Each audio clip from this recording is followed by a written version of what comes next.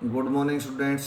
आज हम ज्योग्राफी का चैप्टर नंबर 1 भारत आकार और स्थिति का पार्ट नंबर 2 रीड करेंगे। हमने फर्स्ट पार्ट में रीड किया था कि 82.5 डिग्री जो पूर्व देशांतर रेखा है, इसको भारत की याम्योत्तर रेखा माना गया है। इसके अनुसार भारत का प्रमाणिक समय माना जाता है। उत्तर में ये रेखा मिर्ज़ापुर से होकर के उत्तर प्रदेश के अंदर गुजरती है। अक्षांश का प्रभाव दक्षिण से उत्तर की ओर दिन और रात की अवधि पर पड़ता है। भारत तथा विश्व। भारतीय भूखंड एशिया महाद्वीप के पूर्व और पश्चिम के मध्य में स्थित है। भारतीय भूभाग एशिया महाद्वीप का दक्षिणी विस्तार है, दक्षिण के अंदर फैला हुआ है। इस महासागर में हिंद महासागर जो कि पश्चिम में एशियाई देशों और पूर्वी एशियाई देशों को मिलाता है, भारत को एक केंद्रीय स्थिति प्रदान करता है।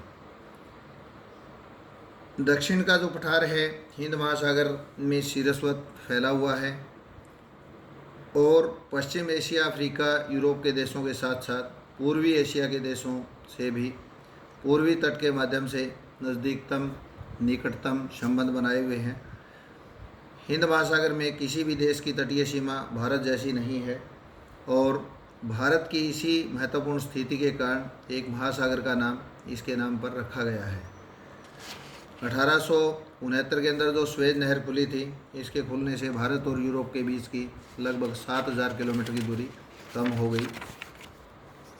भारत का विश्व के देशों के साथ संपर्क युगों युग पुराना है, यानी प्राचीन समय से ही विदेशी यहाँ पर आते जाते रहे हैं।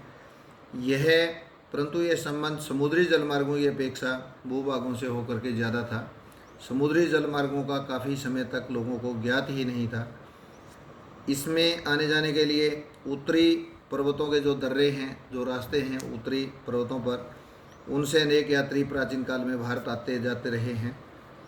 इन मार्गों से प्राचीन समय से विचारों और वस्तुओं का आदान प्रदान होता रहा है। भारत का पश्चिम, मध्य और पूर्वी एशिया, दक्षिण एशिया के पड़ोसी देशों के साथ एक अद्भुत संपर्क रहा है।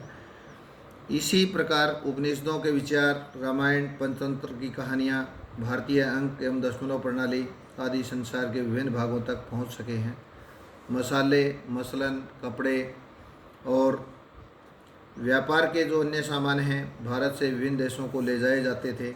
इसके विपरीत यूनानी स्थापत्य कला, पश्चिम एशिया की वास्तुकला के जो प्रतीक हैं, वो मीनारों और गुंबदों का प्रभाव हमारे देश के विभिन्न क्षेत्रों में देखने को मिलता है।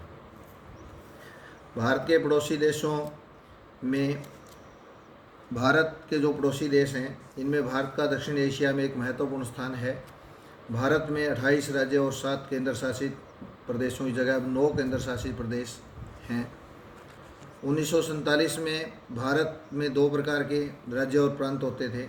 एक प्रांत होता था और एक रियासत होती थी।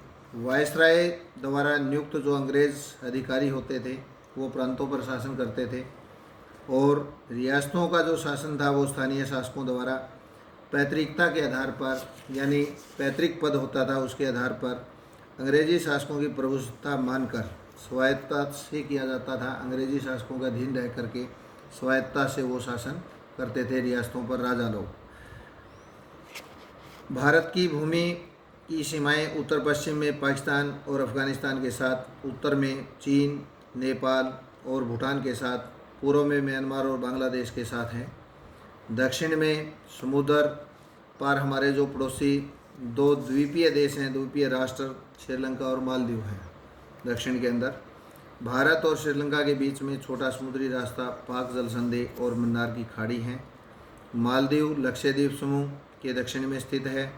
अपने पड़ोसी देशों के साथ भारत के भौगोलिक और ऐतिहासिक संबंध बहुत ही अच्छे रहे हैं। अपने मानचित्र के अंदर, एशिया के मानचित्र में भारत की जो स्थिति है वो कैसे भारत अलग दिखाई देता है, ये हमें देखना है। लेसन हमारा फर्स्ट जो है भारत आकार और स्थिति, ये कंप्लीट हो जाता है सेकंड पार्ट से। इसका अभ्यास जो है हम आगे करेंगे।